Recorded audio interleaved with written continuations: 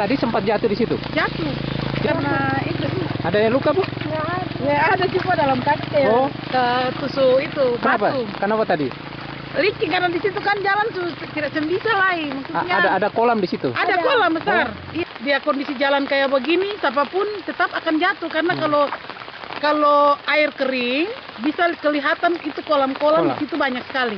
Tapi kita tutup begini saya bisa ya? Iya, jadi kalau tutup begini ya memang harus setengah mati. Orang yang tidak tahu betul dengan kondisi jalan kayak begini tetap jatuh, tetap ada korban. Oke. Kalau bisa cuma satu jalan provinsi bisa lihat langsung keadaan seperti begini, jangan dibiarkan saja karena ini juga merugikan masyarakat banyak, orang banyak, terutama kita yang kerja, yang kerjanya jalur sini.